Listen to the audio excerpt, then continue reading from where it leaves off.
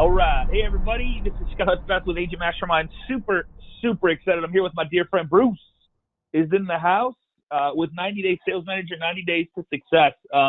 He's going to share with us. He works with all different types of industries, and he's going to share with us some things that are really important in all types of business, specifically real estate. So, man, I'm super excited. It was awesome to meet you in Tampa. That was really cool. So great job up there. He was the keynote speaker there, and so I appreciate what you did there. And it was just nice to hang out with you and meet some, not only you, but a bunch of your friends. And Shred Media was there, and Jason's on next week. So super excited to get to know the whole group. So yeah, man. So what do you got for us, Bruce? Yeah, and obviously thanks Scott for linking up with you guys out there in Tampa. It's always fun to connect with like-minded people, and I've been watching you from afar. I've been watching Carl White from afar. I've been watching all of you guys. I'm actually a member, obviously, of the Mortgage Marketing Animal. So it's just cool to watch it from afar, and then you actually connect with somebody. So thank you so much for having me on here. And we're going to go through the 5 habits of highly effective salespeople. If that sounds familiar, and Scott, I know you say this on stage a lot. I'm a big Stephen Covey fan. So the 7 habits is Stephen Covey. So I've borrowed his concept. I've actually met Covey, a huge disciple and a mentor for me early on in my career. And there's really 5 habits of highly effective salespeople, or in this case, real estate agents, that we're going to go through step by step and help you break it down. Now, if you want to look at this as a business plan, I know it's that time of year where we're kind of closing out our 2019 fourth quarter, and a lot of us are getting ready to have our best year ever. We always say that, right, for 2020. So this is a nice way for you to really overview the 5 components of your business, because I've coached thousands of people in real estate, mortgage, title, insurance, financial, mortgage insurance, anybody that's in a commoditized, saturated space. And you are individually trying to find your competitive advantage. How do we help you find, package, and sell your special? Because I've gone through as much schooling as you could possibly go through, having a PhD in human performance. And what I've realized is the schooling system does a pitiful job of really helping people find, package, and sell their individual special. And so that's what we're going to go through today, step by step, through these 5 habits. Scott, obviously, I want this to be interactive. So if at any point there's a chat or a question or whatever it is, I have a lot of energy, as you can tell. I talk fast. I have a lot of content. So very informal. So if you want me to slow down, or if you have a question, I'll rely, Scott, on you to stop me, pause me, and say, hey, we have a question coming in, or we have this comment. Does that sound good? You bet, man. That sounds great, man. Yeah, awesome. Again, I appreciate you being here. For sure. So, well, let's get started. And just a quick background about myself. Basically, and I'll go back a slide. Basically, I moved from Nashville to Denver 3 years ago, almost exactly. You know how Facebook does that. The anniversary, it was during week 3 of the NFL season. So that'll give you kind of a benchmark. And the reason I always start there with my story is when I moved from Nashville to Denver to launch this program, I didn't know a single person in Colorado. So people thought I was crazy. I helped grow this multi-million-dollar coaching business in Nashville. We were coaching top producers, anywhere from $10 million producers all the way up to $60 to $70 million producers in real estate, right? Anywhere from brand new people to $100+ million producers in mortgage. And so, we had this great coaching program, and I loved it. But in the back of my mind, like any entrepreneurial minded person, I wanted to go from being the assistant coach to being the head coach. And then something happened in my life. My dad passed away, and that was that kick in the what. And we get one life kind of a thing. And so I just decided, man, it's time. If not now, then when? If not you, then who? And so the timing is never right to make that entrepreneurial plunge, but I just decided to pick up everything that I owned, move from Nashville to Denver. And when I did that, I didn't know a single person in Colorado. So people thought I was crazy.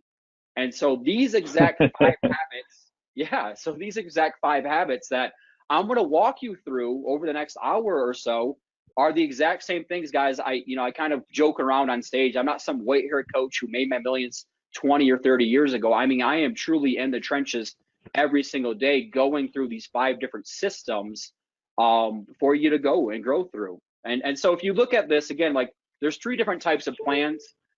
We have a business plan, a sales plan, and a marketing plan. And again, this is across any industry or any platform. And so today we're going to go through and break down the 5 habits of highly effective salespeople, which I think is more of the business plan. So the 5 habits overview, how many times in a day or a week do you say, I need a system for that, right? Tony Robbins calls this Right. the 2.2 millimeters of change, right? So no great plastic surgeon will ever make more than 7 changes, and they'll never make more than 2.2 millimeters of change on somebody. So most of you on this call, on this webinar, on this session today are ultra successful already. You're already effective.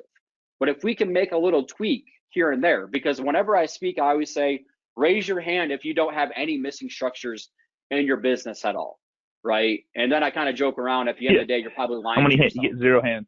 Yeah, right, exactly. Yeah. If you do raise your hand, you're probably lying to us. Let's be honest, right? So we all have missing structures, and that's fine. And so how many times in a day or a week do you say, I need a system for that? And so that's what we're going to break it down. And if you look at your systems in your business, it's built around sales, service, and marketing. And then all of it is a mindset. So as we go through this process today, I hope you have a pen and paper, you're sitting down and taking notes, because you're going to have a missing structure. There's going to be something that I say that resonates with you that you're like, you know what, I need a better system for that. So that's what we're going to go through. And Scott, what I will ask, if people are looking at this right now, as they overview this, if they want to write in the chat box, what is your biggest missing structure right now? Is it sales related? Is it service/operations related? Is it marketing related? Is it mindset related? And then I'll actually break down these 5 different habits. So if anybody, like I said, I do want this to be interactive and engaging. And then that'll give me kind of an idea of the different areas that we can kind of focus on. So any responses as far as sales or service or marketing? Yeah, so there's a selling, Mike, thanks for being here, man. So he said selling system is what he came up with. Perfect. And who else is missing something? Mindset. Lewis said mindset, which is cool. Okay. Which I think is the biggest one, right? Yeah, and Lewis, I would say 99% of this is mindset. At the end of the day, that's why I have the mindset circling the triangle here, the pyramid, is because everything is a mindset, man. At the end of the day, every single piece, like, Scott, I know you guys are big into how do you overcome call reluctance, right? And limiting beliefs and self-doubt. Right. Like, all of this stuff is truly a mindset for sure. And then as far as the selling system go, I do think this is one of the unique things that we have in this system that we're going to go through, a proactive selling system. Because, one of the things I didn't mention when I moved from Nashville to Denver is, I had like a non-compete and stuff like that. So I couldn't just use my whole database from the previous company. And so I had to start fresh, man. I had to truly start from database 0. And within the first year, I grew my database organically 1,500 people. And now 3 years into it, we now have 7,000 people, So I'm not saying you have to have that many people in your database, but we do have an intention getting follow-up and a proactive prospecting system then that we will show you today. So perfect. So another one, Susie, just so you know what people are saying, Susie said selling myself, and then Jennifer said follow-up system. So you kind of hit the 4 major, yeah. We hit a lot of them, so that's perfect. So as far as selling yourself, that's the very first habit. So the very first habit, I call it an opportunity statement. And any first interaction, it is an opportunity for me to differentiate myself. I call that an opportunity. Most of you see the what do you do for a living question as an obligation. Well, I'm in real estate. So out of the very first 4 words out of your mouth, you've already commoditized yourself.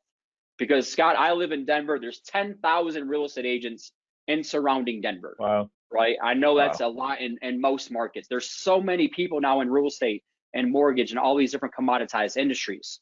So the very first part of all of this is, again, how do you find, package, and sell your individual special? So most of us want to start out in sales and we want to talk about prospecting and lead generation for a good reason. We don't have a business unless we have revenue. We don't have revenue unless we have leads, right? All that kind of stuff. But I would tell you that having something to say is just as important as having somebody to say it to. So in that very first meeting, whether it's a buyer's consult, a listing presentation, whatever it is, or you're just meeting somebody at a cocktail function, a networking event, or out in your community, we have to have something to say in that very first conversation that builds that know, like, trust. But there's also a 4th component. It's respect. I was having cocktails with a good buddy last night, and he was actually asking me that. He's a lender, and he's like, well, I want to coach my referral partners on this. And I told him, man, I think one of the biggest things that people don't realize, and this was actually a Harvard Business Review, We've all heard of Carnegie, know, like, and trust. Like, that's been around hundreds of years. But there's actually a fourth component, and it's respect. So when people respect you and you've been battle tested and you have unique struggles and experiences and mentors and education, that's a big part of this. How do you find, package, and sell your special? So to me, there's 6 components of what I call a world-class opportunity. The first 3 parts of this gets around your unique belief proposition. So we've all heard of unique value proposition, unique selling proposition, right? But I tell people, before we get into your unique value proposition, we got to get into your unique belief proposition, which is you. At the end of the day, what is your free prize? What do I get from you that I can't get from anyone else based on your unique past and struggles? Don't suppress the past, celebrate it. That's what makes you who you are today. And Seth Godin had a great concept. Scott, I'm sure you probably heard of Seth Godin, the big marketing guru. Oh yeah. Yeah.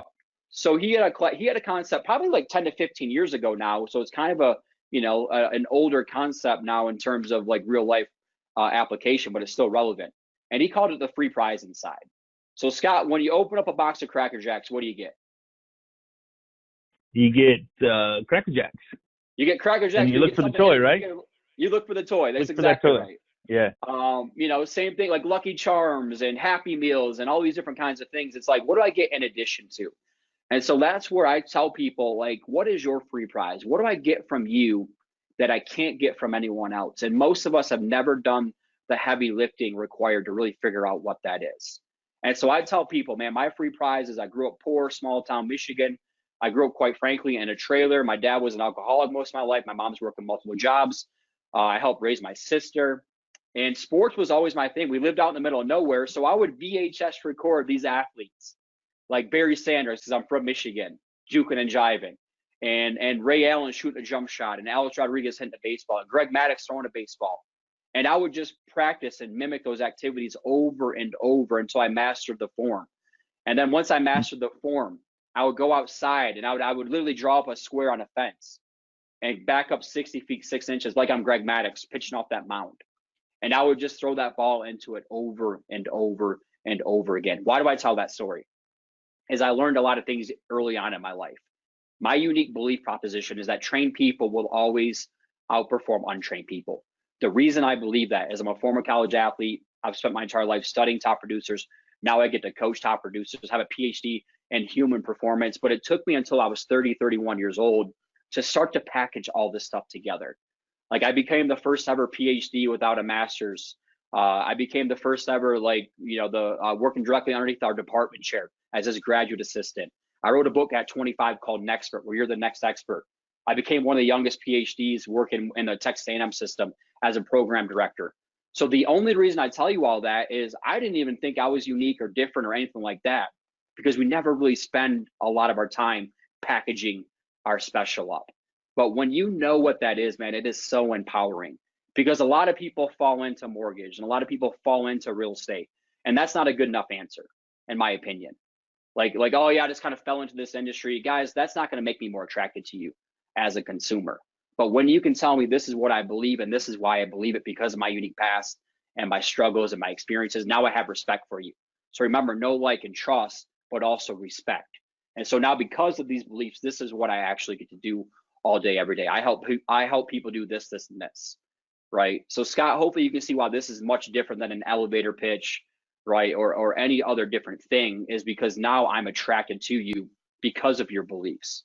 And what I consistently tell people is, would you rather know in the first 15 seconds if somebody shares your beliefs, or would you rather chase them for 15 months, which is what most of us are taught to do in sales? Because if it's not a good fit, we should know right away. But most of us are taught to chase all the wrong things. And then we build a database of not like-minded people. And now it becomes exhausting and not fun. All right. So this first part of it is you have to know that you're truly the expert. So that's the first part, is your unique belief proposition. And again, this is an overview, and I'll have like free downloads at the end of all these. So if you want to go deeper into each of these, you can. And then we get into your unique value proposition. So your unique value proposition now gets into, this is how I do it differently, right? So I actually had the pleasure of speaking on Friday on the same stage as Damon John from Shark Tank. And it was funny because he was ripping on Kevin O'Leary the whole time. It's easy to rip on Kevin O'Leary, right? But one of the things that Kevin O'Leary talks about in Shark Tank is it proprietary? What he's basically asking is, can I go out there and replicate it? Yes or no? So that's my question for each of you as an agent is again, why you? Do you truly have a system? So if you're going on a listing presentation and you can say on average, I get 10,000 more eyeballs on properties and I get X amount more engagement, or I do sell it in X amount of days over value. Like that's become kind of a commodity for a lot of people because of hot markets. But again, like if you can actually sit down and say, hey, I have a proprietary system, like these 5 habits are a proprietary system for me that I can say, hey, I do this, this, this, and this, and now I'm an expert. So it's the same thing for your business. What are those different things that you can break down systematically, say, this is how I do it differently? There's a lot of world-class sales coaching and programs out there, right? There's a lot of world-class real estate agents out there and lenders out there. But out of all these different people, man, this is what makes me the best. I'm the best VA lender, right? Or I'm the best this, or I'm the best that, whatever it might be for your business as a real estate agent. So that's where you got to have truly a system where you can say, man, I am world class. There's a lot of amazing people out there, but this is what I'm best at. And then part number 5 of your unique value proposition, I call this the humble brag. You can't be afraid to brag on yourself a little bit. So these are all the people that I've helped through my services. So this is my social proof, right? I've helped people just like you do this, this, and this. And then the last part, probably the most important, is the call to action. You can't be afraid to ask for the business, even in that very first conversation. So if you believe the same things that I believe, and you do know me, like me, trust me, respect me, and you do, and I can help you just like I helped all these other people just like you, what would stop us from getting started, right? So hopefully that doesn't feel too salesy. And guys, this first habit, It's not salesy at all. yeah. And so at the end of the day, Scott, like you're having these conversations, you should be having these conversations anyways, right? At the end of the day, we should be probably talking to 3 to 5 new people every single day. And I'll get into that more in the selling system. But once you have this, man, it is so empowering because now you can just pull from it. You can just Do pull you from talk it about at any given time. and I don't want to steal the thunder down the road, but do you talk about going into it with your beliefs, with zero expectation, knowing that that person might not have the same beliefs, and you know what, they don't have my beliefs, and it's just not a good fit, and that's okay. I'm going to go find someone that does, because there's enough people out there that do have the same beliefs that I know we can work with and have a relationship, and I can provide an amazing experience for them. That's right? exactly right. Yep. It's the abundance versus scarcity mindset. And again, Yeah. like for you guys early on in your business, I mean, you are truly taught to chase, and you might have to chase early on, and you might have to take on 1 or 2 or 3 bad clients where you really figure out like, oh my gosh, I never want to work with a person like that again. Right. So sometimes we do have to kind of learn these things through the hard knocks of life. But exactly to your point, like it doesn't make you right or them wrong if they don't share your beliefs. It just means it's probably not a good fit. And in today's transactional world, I tell people you need to be transformational. And so this will help you start to attract the right people and repel the wrong people. As you can probably tell, I'm a high energy guy. And I do believe in training and accountability. And I believe that everybody needs a coach in life in areas that are important. Well, if you don't believe in any of those things, man, we're not going to be a good fit. Right. And so that's yes, absolutely. That's a big part of it. And if I could just tell you experiences early on, especially like 3 years ago when I just moved to Denver, not knowing anybody. And I mean, I can only imagine how many people I was talking to when you go to these networking events, because I was going to 1 to 2 to 3 networking events every single night to grow my database. And so you have a lot of these conversations. And, you know, Scott, I know you've probably heard of like, you know, the DISC profile, and on the DISC profile, DISC, right? The I, the high I. So I'm a high D, high I, which is a lot of salespeople are high D's, high I's. I don't want to get too psychological on here. But when you're a high I, the reason I'm telling you this is you want to be liked. So when you're going through something like this and you're sharing your beliefs and why you believe it in your story, and if you get somebody kind of looking at you funny or crossing their arms and they're closed off, like you try to energy up even more to win them over. When the reality is we only have so much good energy in a day. So what we should do is probably take that good energy, instead of trying to convince this person you're good enough, move on to the next person, right? We've all heard in sales, some will, some won't, so what? Some will believe what you believe, some won't, so what? Like you're saying, there's 7 billion people on the planet.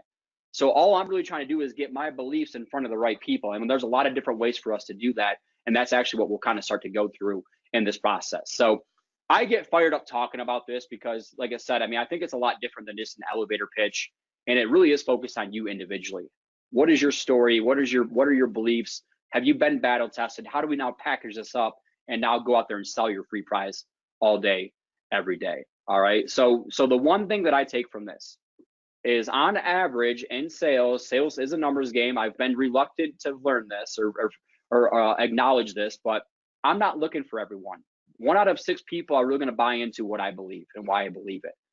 From a sales standpoint, we're just trying to get in front of those people consistently and start to build out our database consistently, right? Spend 80% of your time with the 20% who really deserve it.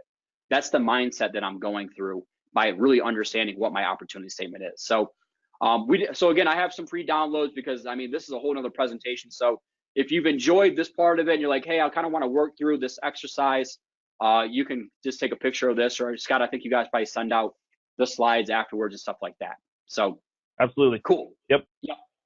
And then again, like, this is, if I had time, I would actually walk you through some of these different exercises. So you can start listing your basic beliefs. You can start telling your story, because to me, your beliefs do come from your story, your unique past and struggles and experiences. And then, exactly like you said, Scott, you start to really figure out now your filter of people you want to do business with because of that.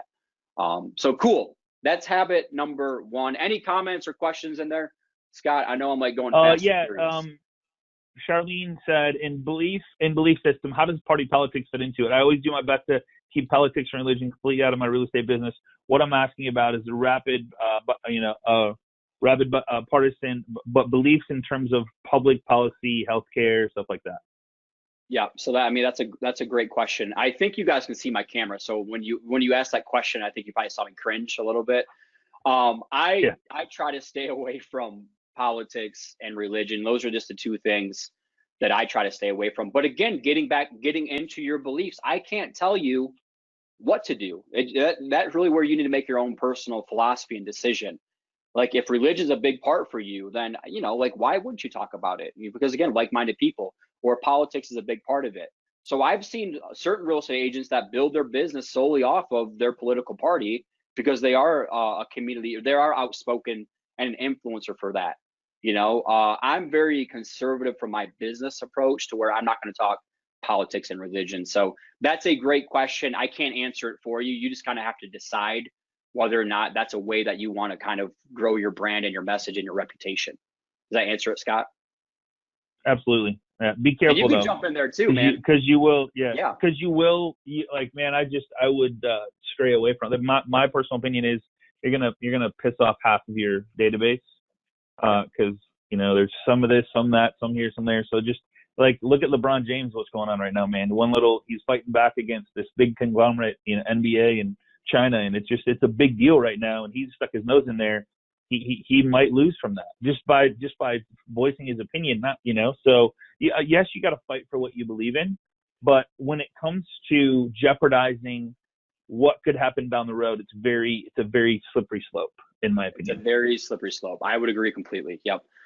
So perfect. So, well, I know we got about 35 more minutes, and we still got 4 more habits. So we'll dive right into habit number 2, which is having that proactive prospecting system. So again, when I move out here to launch my business, like a lot of you guys, you have a database, but you maybe weren't actively managing a database, or you didn't see people inside your database from a sales perspective. And so I always tell people, common sense isn't common practice. So a lot of you are doing the things that I'm going to walk through here in a second, but maybe you didn't put them into categories, or you're not intentional with doing it on a daily basis. So when it comes to proactive prospecting, I truly believe that sales is a game of probability. So if we can master these 5 habits, these systems, we're going to drastically increase the probability of something good happening for us in the future. So that's kind of my mindset when it comes to being proactive. Only 5% of real estate agents and lenders are proactive every single day. And what I mean by that is they actually have a plan. And again, I know you guys do an amazing job inside of your platform of helping people actually have that plan and consistently do that. But all we're trying to do is increase the probability of something good happening. And so 65%, and this is actually a NAR stat, only 65% of real estate agents actually have a CRM. I could probably make an argument of how many people are actually using that CRM, right? And here's my analogy. If you're not using your CRM, if you're not actively, and I say actively like every single day, I'll show you what that means here in a second. Then it's kind of like I love playing trivia. Even though I have a PhD, I'm really not that smart. I've just kind of figured out how to game the system to get something like that. But I do love going to trivia nights with my friends. But here's the analogy. Let's say you go to trivia night and everybody else has a smartphone and they're allowed to use it, and you have a flip phone, or you don't have a phone at all. Who's probably going to win trivia? Them, right? So that's kind of how I see this, right? That's kind of how I see having a proactive prospecting system, and actually having a system and keeping your database updated, and how to leverage these kinds of things. All right. So every single day I am using a selling system. I have high value activities or income producing activities that I'm doing every single day. So I have 10 categories of people. So I would say over 90% of salespeople, especially real estate agents, do not have a consistent, disciplined selling system that they're using. Like I said earlier, 65% don't have a CRM that they're using. All right. So I have 10 categories of people that I kind of go through. I have a help list, which are brand new leads. I have a fight club of people that I'm following up with once they fit my filter, and I know they're going to use somebody. I fight to earn the business. I have my new clients that I'm really onboarding into all these different cool touches and tools that I know you guys offer people to go deeper with your new clients and to deliver on that experience. And then I have my promoters, which are my past clients, past 90 days that I'm staying involved with. And then I have my advocates. My advocates are my biggest homies, right? These are the people that are fighting battles for you right now. You don't even know they're fighting. And then I get into my people of influence categories of people. I have my connectors and my climbers and my someday people and my aspirational and my nextperts. I went through that really fast because, again, we don't have time. But I have 10 categories of people that I organize my database, and I can work every single person through a funnel, and I can automate my system so that I do follow up with these different people. So I'm constantly engaging with them, whether it's more aggressively, if they're in my help list or my fight club, where I'm trying to get in front of them to close a deal, or if they're more on my back end, where I'm just staying involved in their lives and staying relevant for them. And then I have 5 categories of activities that I do that I call them person of influence activities. These are things that I do every single day to elevate my status. So in habit number 5, I'm going to talk about it: status sells. People use the first person they talk to in real estate 67% of the time. Guys, that's status. That's marketing 101. So once we understand that, what are we doing every single day to leverage digital marketing, to leverage social media, to leverage events that we host? So let me just repeat that. Let me just repeat that. So 67% of the time they use the first person they meet. So in saying that, the more people you meet, you have a 67% better chance of, like, if you meet them first, and then, I mean, obviously the more people you meet, if it's first, the more business you're going to have. So like, that's the whole point is, right? No matter where you meet them, how you meet them, you got 15 categories here, or 10 different categories, or however you want to classify it. That's where you have excelled, going out there and doing these meetup groups and just meeting people. Because if they meet you and then you tell them what you do, how you do it, why you do it, what your beliefs are, boom, you got a relationship, or you don't have a relationship. Either way, you win, right? Yep, that's it. And I mean, Darren Hardy talks about this, right? It's just, all this is compound effect. I mean, that's really all this is. So if we don't have anybody in our database, it's like, well, I need to get 3 people in my database. And again, I remember moving to Denver, and I met a top producing, I won't mention the company because I know I don't want to get into that whole game. But I met this guy, and then like that one relationship turns into 3, turns into 5, turns into 30. And it really does start, I call it like a family tree, so we get around 1 or 2 or 3 influencers, and they do know us, like us, trust us, respect us. They want to help us. Now they introduce us to 1 or 2 people, right? And so when I go to networking events, guys, I'm not trying to meet everybody in the room. Denver's a big city, but like most cities, like everybody knows everybody in the real estate community. It's like Kevin Bacon degrees of separation. It's like, and it's not 5, it's like 3 or 2. So my whole mindset is, if I can meet 3 people every event I go to and go deeper with them, and they do fit my beliefs, and they are somebody that I know, like, and trust. It's not a matter of if, it's a matter of when I'm going to meet their database of people. And so that's really how I moved to a brand new market and did all this stuff. And it's not easy by any means. It takes a lot of energy, and it takes a commitment on our end to go do all these things. But yeah, I mean, once you understand status sells, and people use the first person they talk to 67% of the time, then how do I get in front of those people? How do I get myself in proximity to prosper, to consistently show up around the action? And so that's where I had to develop a selling system, and I had to develop a system for my marketing activities, right? So when it comes to perfecting your prospecting, I break this down into 2 categories. It's pretty simple. You either have new leads or you have new targets. New leads are incoming. right? So again, I mean, guys, at the end of the day, we would want to build an incoming demand business. Like that means our business is attractive. To attract other people, we must become more attractive. Jim Rohn said that. Don't wish it were easier, wish you were better. So when I moved to a brand new market to launch this, like I was so frustrated because I have these systems and this process, and I believe it's like the best thing out there. But yet I'm competing against, like I live in Colorado, so Ninja Selling is out here in Colorado in Fort Collins, a great program. Larry Kendall is amazing, right? And so I'm competing with guys like that or who are 20, 30 years in the business. And yet I get frustrated, but I just had to remind myself, man, it's not, number one, if you're a newer agent, it's not fair for you to compare yourself to people who have been doing it for 5, 10, 15, 20 years. Like Covey calls those emotional cancers. Don't play that game. But I did also tell myself, don't wish it were easier, wish you were better. So that comes down to your skill sets and your talents and your confidence and your knowledge, right? And all these different kinds of things. But it also does come down to our marketing. That's why social media is such a wonderful tool. Is like if we can do videos and we are confident in our videos and we can just give away our energy every single day, then now we can start becoming more attractive.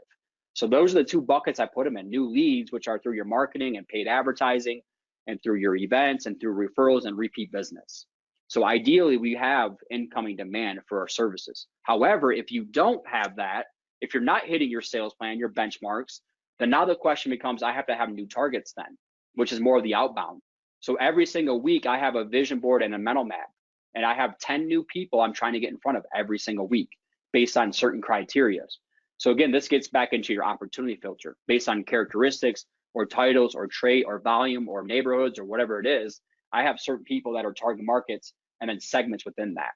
So this is how you can start to be proactive with your prospecting every single day, every single week. We're either hitting the numbers that we want to have or we're not.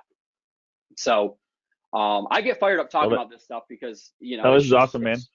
Perfect. So Yep. Are there any comments or questions out there? Again, I'm going kind of nothing on that part right there. Okay. It's nice to define it though. It's nice I love this book, by the way. It's nice to define where like I'm a big one on tracking where your business is coming from. The first question I ask somebody when I meet them is, hey, where's your business coming from? Let's do it. Like, how did you get that business? What activities did you do to get that business? And then go, all right, let's focus there, because maybe people lose track or they see something more exciting or shiny whistle and go, I like that. That looks fun. And like when what they're doing is like turning into huge dollar signs, So. Well, and I mean, that brings up another point. Number one is a lot of us we can't answer here are the 2 or 3 ways that I've really grown my business. And I actually did a podcast yesterday with a good buddy of mine. And he talked about that, like as entrepreneurs, we get monkey mind, right? Like you say, you call it the shiny new object. A lot of us get monkey mind. Like we're doing things that are working, but yet now we're going to go try this brand new technology or this brand new thing versus just like the reason I love this presentation. A lot of us just need to get back to the basics of a business, man. Absolutely, right? Man. Dial in these basic systems, and then maybe you bring in a new wrinkle or a new CRM or a new digital marketing tool or whatever it might be. But most of us, and guys, I coach thousands of agents. Like most of you need to get back to the basics of your business when it comes to this. And Scott, so you're saying you love this book. So I joke around like I love Timothy Ferriss. I love, the 4-hour work week concept. That's where this comes from. But I joke around like, how many of you guys actually only work 4 hours a week? Like we would love to have that happen, but for 99% of us, that's not the case. So what I develop is a 4-hour work day, like a win by noon concept. I know Todd Booksman has a great planner system around that. So I've kind of like, I didn't know his program exists or that planner existed, but I borrow that concept then. Win by noon. Every single day, I'm trying to be proactive every single morning to win by noon. And so I developed a 4-hour work day where I do my personal development time. So I do 30 to 50 minutes for my body. That's exercise, yoga, whatever it might be. I'm taking care of myself. I then do 30 minutes of intentional learning from my mind, where I'm actually listening to a podcast, maybe while I'm working out, but then I actually sit down and journal it. Because I feel like podcasts and self-help, just like this, guys, like this is just a hobby if you sit here and listen to it, but you don't do anything with it. I hate to put it that way, but that's really how I live my life. I'm very intentional with my learning. So that would be, that's one of the things. So I do 30 minutes intentional for my mind. I do 10 minutes for my heart. That's the gratitude. And then I do 10 minutes for my spirit, which I call my legacy. So that's where I actually actively update my CRM. So if you break that down, it's basically 90 minutes. I call it personal development time, Bruce time. where I'm taking care of my body. And this is whole person theory, Stephen Covey. Body, mind, heart, spirit. That's whole person. We're all made up of 4 different parts.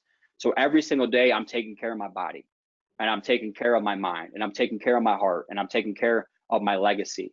And so because of that, now I'm just increasing my confidence every single day if I do the heavy lifting when it comes to that, right? So how many times, Scott, do you go to a business function and you get a pile of business cards? Not you, right? Not you. We're professionals.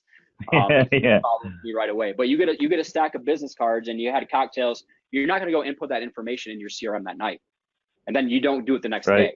And now you just have a Right. drawer full of business cards, right? So that's where I have 10 to 15 minutes where I carve that out. I call that legacy time. I call that 10 to 15 minutes where I'm keeping my CRM updated every single day. And I do 10 to 15 minutes I just love on other people. I have a concept called Go Giver Social Media where I spend 10 to 15 minutes every single day just loving on other people. So this is where some of you might do handwritten notes. Some of you might do a video just saying, man, I love you. I appreciate you. I can't do it without you. Right? So there's all kinds of science that backs up why this is important in this process. And I'm not a feel-good movement guy, but I've learned to study the science behind all this because I love behavioral sciences. And there is science behind doing this heavy lifting and gratitudes, right? So that's the personal development time. And then you have professional development time, which is your proactive prospecting. So I have 5 new business conversations per day. I have 3 favorite people conversations per day. I have 1 business-to-business referral partner conversation per day, and then I have 1 other. So I have 10 conversations per day. So this is just a clear benchmark that I have. Obviously, if I have incoming demand, I do more than that. But this is outbound. This is proactive prospecting time that I do. I think is very attainable. And I was actually picking your brain because you have a system for that, right? The people that you coach. Well, so vendors, man, right? my big thing, my big thing, brother, is like just putting that time in your calendar and not passing on it. Like how many conversations? Because really, what it boils down to is how many conversations do you need to have one turn into a sale? And once you know what that is, you literally can turn up your business or turn down your business. And then you just go, all right, how do I have more of those conversations and get over the fear of failure, fear of rejection, fear of the unknown, and just but like so many people that I coach and we coach is they skip that part in their calendar because they react to whatever else happens, or they have a fear of, oh man, I don't want to get started because I don't know, So it's that's the tough part. And even though I do, like yesterday, I'm in the streets just like you, 145 calls, 33 conversations yesterday, right? So and so I do that every day. So today I got to work it in my schedule because I got appointment after appointment after appointment after this. But still, there's 30-minute windows where I know if I don't do it, I'm not going to have a good day in 90 days or 4 months or 5 months. Or I want to meet somebody and have another conversation. That's exactly just try to help somebody unconditionally. Yep. That's exactly right. And you made a good point too. And I'm just now getting there in my business, honestly, is when you can break it down into a science to where you just know, like, again, sales is a game of probability. That gets back to the main point here. So when you know, all right, if the probability tells me if I can have 30 good conversations today or whatever that number is, and then from that, within the next 90 days, I'll get X amount of business. Your business, guys, like if you take nothing else from, like, I want you to take away this, your business should almost be boring. If you're staying up late at night and you can't sleep and you're anxious, and early on you're going to be this way, it's because you don't have these systems into place and you don't understand conversions and tracking and all that kind of stuff. Like your business should almost be boring. And I say almost because it's not boring, because I get to spend time with guys like Scott and I get to coach people. Same thing in your life. You get to spend time with the people that you enjoy, doing the things that you enjoy, helping people. So therefore it's not boring. But your business, as far as the functionality of it, should almost be boring. And this 4-hour workday, man, it changed my life, because this is how most of us run our business. This is where I am. This is where I want to be. So remember, getting back to the DISC profile, DISC. Most of you are very high Ds driven people. This is where I am. This is where I want to be. Guys, that's a frustration gap, because you're going to start inching closer to that. And then you raise the barrier, you raise the benchmark. It's called the arrival fallacy. If I can just have this, this, and this, then I'm going to be happy. And that's a fallacy. That's not true, because you're going to change the benchmark. And so a lot of us live in that frustration gap. So this is how I've had to reprogram myself through the 4-hour workday. This is where I started today. This is where I got to. And now I celebrate that success. And that's why I do the 90 minutes for personal development time, because the first thing that goes for most of us is taking care of ourselves. And you only get one body, right? At the end of the day, we only get one mind, all this stuff. And so if we stop taking care of that, it's going to affect everything. Confidence is the one thing that affects everything. So I feel like I'm giving like a psychology lesson right now, but it's just so important. No, it's good. You're a doctor, man. You're a doctor. Well, it's just, doctors can do that. Such a no, big part it's this, right? so important. Yeah. And like we're talking about the mindset part, you know, and you made a good point is, so I have 90 minutes on my calendar every day that are non-negotiables for prospecting, for this proactive prospecting, to work my selling system. The point of any business is to create a customer. And I will warn a lot of you in real estate. A lot of you spend, especially newer, you spend way too much time on your website or on your business card or on your marketing collateral or on your flyer. Like I've literally seen people that will spend 6 months on their marketing and do nothing to go out there and generate new business. You know, so that would be my caution to you. Now that does get into the third part of this 4-hour workday, which is your marketing development time. So I build in 30 to 40 minutes every day for my marketing. So marketing could be anywhere to this. This is a marketing activity for me, right? To be able to get in front of different people. So I have speaking showcase events. I have networking events. I have advocate events. I have social media things that I do. There's a lot of things that I could be doing with my marketing. You can't have $1 million brand with 50-cent packaging. However, again, compound effect. You gotta gradually build out your brand and your reputation and your messaging. Like this presentation right here, like the 4-hour workday, like this didn't exist as of 3 months ago, but you just keep getting better and better and better. It didn't look this good either, packaged up, right? But it's like anything else, is you just get it better and better and better, kind of a thing. So perfect. Any other questions or comments or things like that? Let me see what we got here. Nope, we're good, man. No, okay. We're good. So if you guys want, down in the chat box, down on the right-hand side, I put the 4-hour workday. Grab it, opt in, and brother, I opted in. So I'm dying to see your stuff. So thank you for that. Perfect, man. So yeah, the 4-hour workday, grab it. There's nothing being sold. It's just free content, 4 videos. I appreciate you doing that, man. It looks fantastic, by the way. So great job. Thank you. I appreciate that. I think I shot that one actually out in Manhattan. When I was out there, I could be wrong. So good deal. So the selling system, the exercises, I would just ask number one, like, do you actually have a selling system? Are you consistent to a disciplined selling system? Everybody competes harder when there's a scoreboard. We all need some level of accountability. So that would be number one. Number two is, are you actively managing your database and keeping it updated, right? You have these clear benchmarks every single day, because now it becomes fun. Again, your business should almost be boring.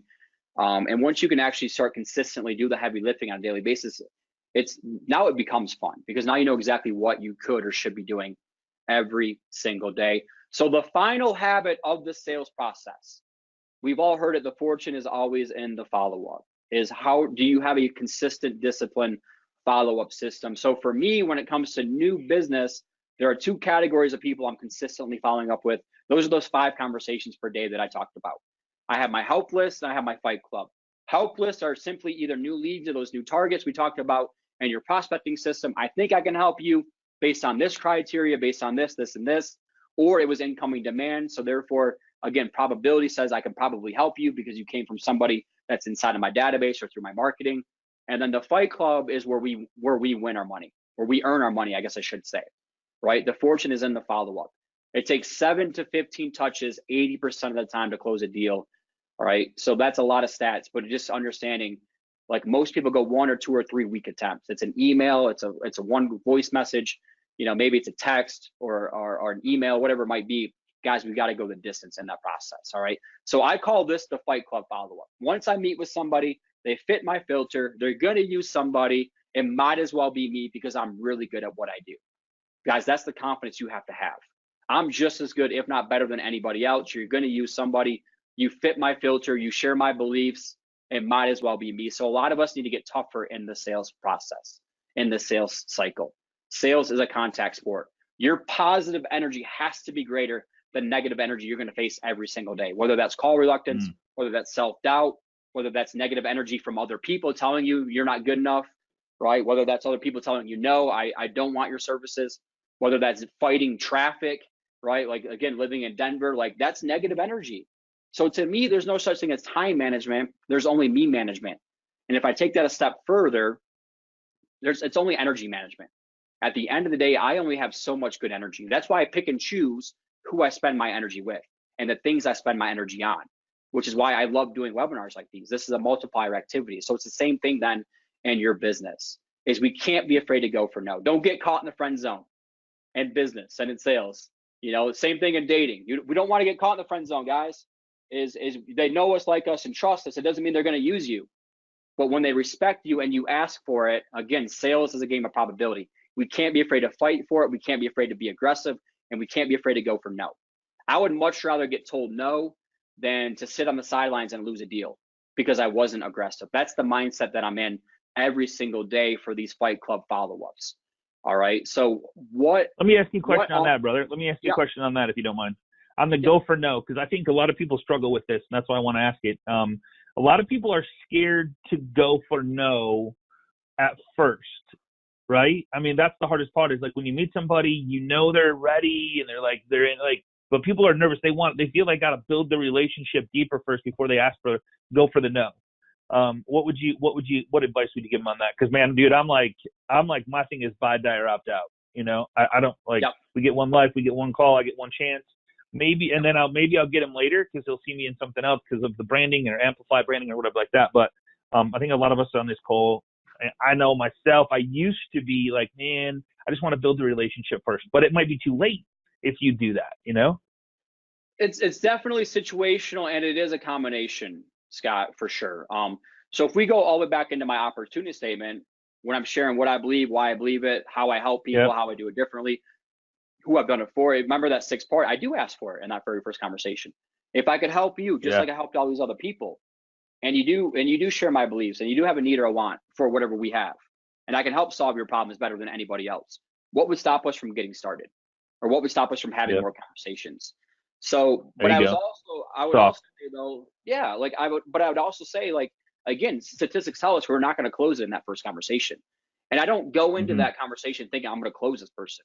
But I also am not afraid to ask or to set that up for the future, right? I have deals right now with people I'm just now closing 3 years later because it's not a matter of if, it's a matter of when you're going to use it. That's the mindset that I'm in, you know? So that's the mindset that I'm in, is when I know I can help you and you're going to use somebody, it might as well be me. At some point, I'm going to become attractive enough to where you're like, man, I'm going to give this guy a chance.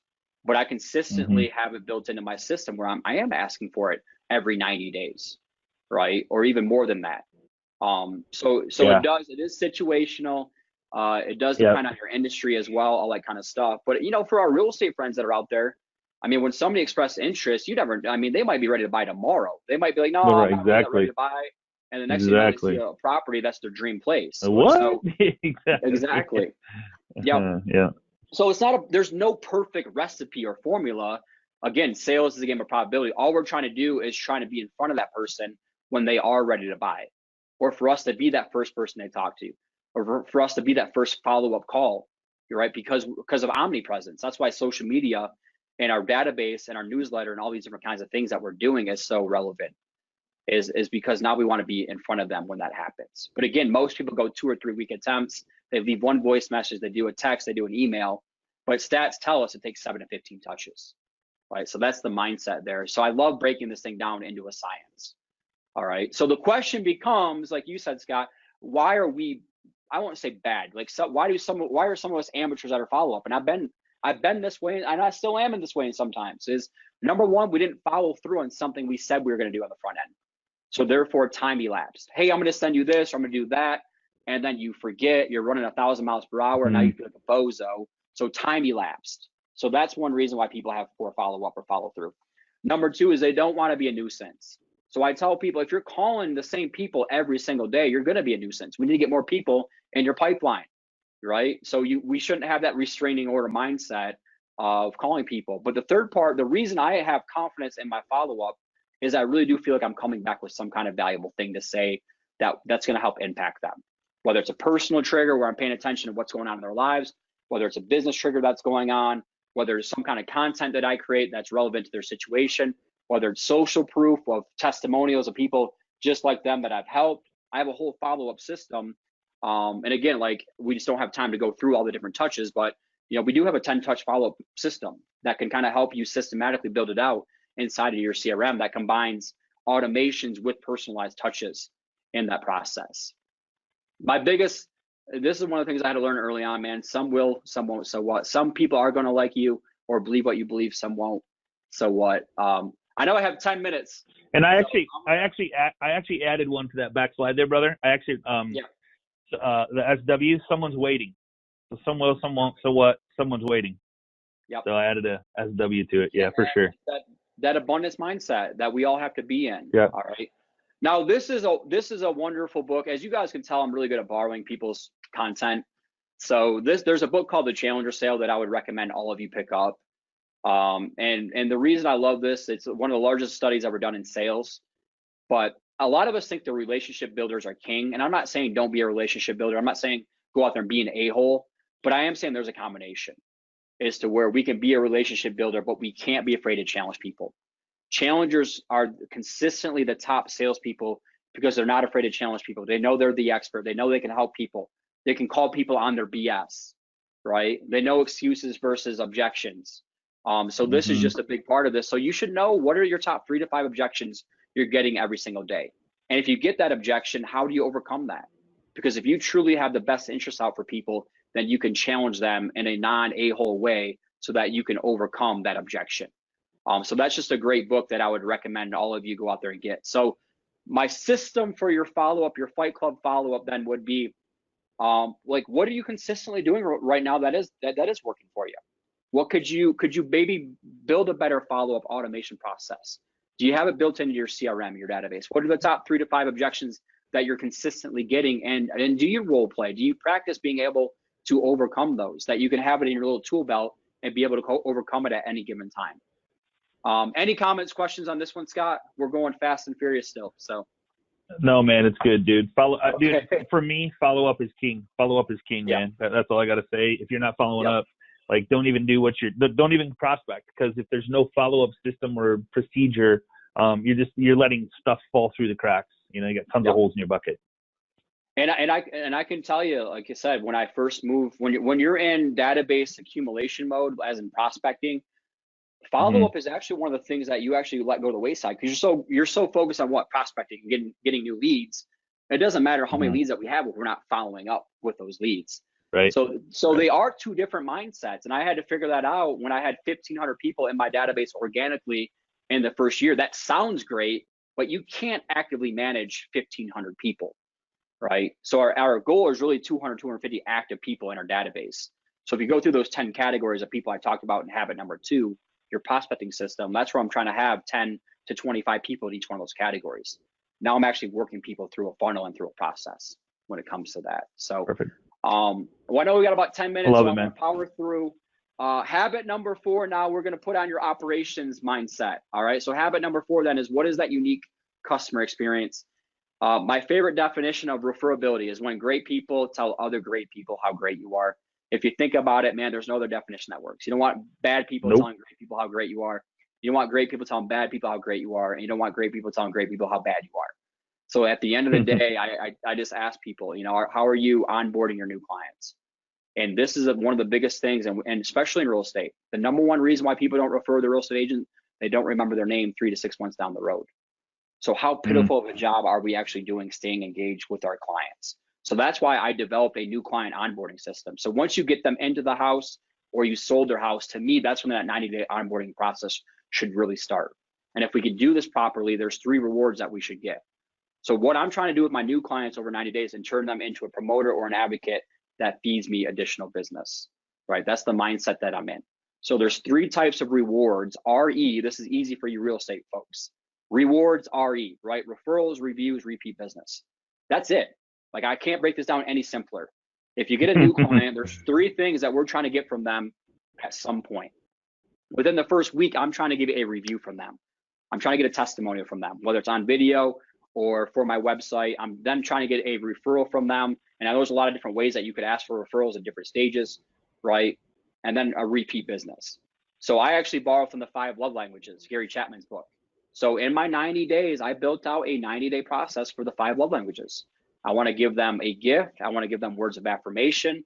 I want to give them quality time with me. I want to do acts of service.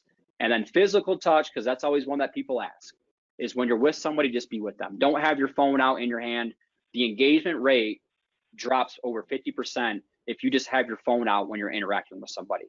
So that's kind of like, it's the hand on the shoulder, look at them in the eyes, right? When you're with somebody, be with them. And Scott, I would just commend you, man. You're amazing at this. You know, I first meet you and it's like so engaging talking to you. So guys, Appreciate that. build Yeah, out. Yeah. that's just it's so powerful, and it's so obvious when people aren't there because they are holding their phone or they're on their phone or they're seeing every little like every little vibration. They're more intrigued by that than they are with you, which means they're just looking. I don't know what they're looking for. You know, it's insane. Yep. Don't answer your phone when you're with somebody else either. It's just weird. That's right. Well, yeah, even if your phone rings, you look at it. You know, like right. And again, like, you know, when you're with them, whether it's 5 minutes, 10 minutes, 15 minutes, if it's like 45 minutes, then, you know, we can start to figure out like what that time frame is for things where we got to check it, or we don't have to check it. But, you know, if it's a small period of time, man, just be with them for sure. So this is just something, like I said, that I feel like a lot of people are windshield choppers. We're already moving on to the next deal. Guys, let's go deeper into these relationships. And there's all kinds of stats. I mean, I don't need to go through the stats. 5 times more difficult to get a client than to keep one. 6 times more expensive, right? Salespeople who actively seek out and ask for business out earn those that don't by 5 times. So I think we all know why onboarding our clients is so important. But again, think of this as new clients. So you get that client now over 90 days. What are you doing to go deeper into that relationship in that process? So again, we have a download for that one if that's a missing structure for your business in that process. So let me get into the last habit, which is always the sexiest for our real estate friends, which is status sells. This gets into your marketing then. You know, when it comes to your personal brand, your reputation, your image, what are you doing to go out there and become that first conversation, right? I see your name everywhere. So what are we doing to become that very first conversation? That's the omnipresence part of this, okay? So I truly do believe that in today's world, the number one challenge for small business owners, which is everybody on here, is overcoming obscurity. Obscurity just means not enough people uniquely know who you are, what you do, and why you matter. Guys, we all have an obscurity problem. It just depends on what level you're at. Like Grant Cardone, I'm convinced, if you heard of Grant Cardone, I'm convinced that guy wants to be in front of all 7 billion people on the planet. I do believe that. Yeah. So for him, he wakes up every day and he thinks he's obscure. You know, like it's amazing to me, even guys like Gary Vaynerchuk, like in our world, Scott, we all know who those guys are. But there's people that don't know who they are. So those guys have an obscurity problem. So that's my mindset every single day is I'm waking up and I'm trying to figure out how can I make myself more attractive? How can I get in front of new people? How can I do that whole no like trust respect thing, right? It's our job as sales professionals to get more attention. We can't be a secret agent. And so this is how I measure my status. It's incoming demand. How many people are calling me for my time, my energy, my resources, and my expertise every single day, or my confidence, right? So self-promotion in today's world, some of you need permission. Self-promotion isn't evil. The reason I do videos is it's not self-serving for my own ego. It's because engagement level on videos are so much higher. So once I understand that math, I need to do a video per week that I pump out to my database. I need to do an Instagram story maybe per day, right? Or a Facebook story or whatever it might be. So self-promotion is not evil, it's necessary. So I am a big believer in influencer marketing. What are you doing in your community to become an influencer? What are you doing in your industry to become an influencer? How are you becoming that must-have go-to person? Because in today's commoditized industries, nice to haves get cut out all the time, especially based on pricing, okay? So nobody said your business had to be boring. Go do the things that you enjoy with the people that you enjoy. Celebrate their success, celebrate your friendships, have fun doing it. Go where you're celebrated, not merely tolerated. So I could go on and all this kind of stuff. And obviously, guys, there's a lot of digital marketing and social media stuff that you could or should be doing. But I will say this, most of you are more confused than ever before because there are so many different resources. So I would just have you commit to one thing. It's not the hokey pokey. We can't be 1 foot in, 1 foot out and expect to get the results that we want. But we also do have so many different things that we could or should be doing when it comes to this. One other point that I would make here, I've spent tens of thousands of dollars on digital marketers and just thinking like, oh man, these guys are gonna blow up my business. Don't invest in something that you don't understand yourself. If you don't understand Facebook ads or email scripts or email sequences or ClickFunnels or messenger bots or any of this kind of stuff, I would strongly encourage you, like Warren Buffett says, you should understand what you're investing in when it comes to you. Now, this is the last part of this, the status sales part of this is the reason we want to elevate our status and to become a person of interest is so that we can influence more people through our services. And I know we're coming up at the top of the hour here. Guys, at the end of the day, there are more people than ever before that should not be in our industries. That should not be a real estate agent. That should not be a mortgage lender. That should not be a coach. Like, I see certificates on Facebook ads at $20 to become a life coach, a certified life coach. We have to fight to protect the integrity of our industries. So that's why I want to go out there and elevate my status. It's not to serve my own purpose. It's so that I can help more people. So some of you just need to hear that message where I'm giving you permission to humble brag, to celebrate your successes, to celebrate your client successes, to be more active and engaged in your community or online or through your digital marketing. Is to protect the integrity of your industry from the amateurs who are out there who should not be in your industry. So I know we're right at the hour, Scott. So I do want to kind of end it awesome, here. man. So out of all these downloads, if you're on your phone, like, you can literally just QR scan this, and it'll pop up all these different downloads all at once. So you can go there and get access to all that. So with all that being said, man, I do appreciate it. We do have a solopreneur movement. So we do have a private Facebook page. I really do want to start a solopreneur movement of most of you are individual producers who are out there every single day, and you're in charge of your sales and your service and your marketing and your operations and your mindset. So come join our like-minded community here, where we get to share different ideas and brainstorm and mastermind and all that kind of stuff. It is free, obviously, for that. So that's what I have for you guys. Scott, thank you so much for beautiful, brother, having me on. I appreciate Bruce, it, man. this is awesome, man. So let's see. So I'll get you guys. I'll make sure that you guys get the QR code with all the downloads. That's pretty awesome, brother. I like that. Well, I appreciate it. Let's see. What was the Willie Nelson reference? What was the Willie Nelson reference? One of my favorite quotes. Willie Nelson used to say, I play them music and they give me love in return. So guys, that's how you should look at your business every single day. When you're with your current clients and your past clients and your advocates and your connectors, is every single day you're performing. Work like you're showing off, right? Work like you're showing off because you are good at what you do. And so that's what Willie Nelson says, man, is I play that music, they give me love. They give me money, they give me repute. So it's the same thing for your business. I perform for them and they gave me referrals, right? They give me testimonials. Like it. They give me all these different kinds of things. Yep. That's awesome. Awesome, man. Very cool. Very cool. All right, brother. Thank you so much, man. You're awesome. Hey, where are you? You want to let everybody know if they're in the area? You're speaking at a huge monster event, 700 people, financial planners or something, and just they can meet you if they want. Where's that gonna be? I'll be in Manhattan. Actually, I fly in on Friday and I'll be there through next week, Wednesday.